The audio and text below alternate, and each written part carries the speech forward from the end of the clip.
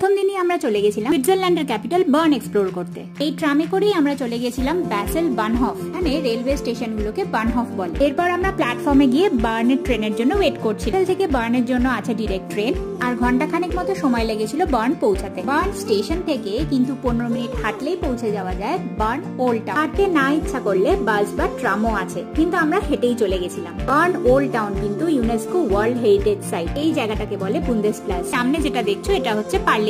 সামনে রয়েছে 26টা ফাউন্টেন, যেটা সুইজারল্যান্ডের 26টা টেরিটরিকে রিপ্রেজেন্ট করছে। আর সামনের এই বিল্ডিংটা হচ্ছে সুইস ন্যাশনাল ব্যাংক।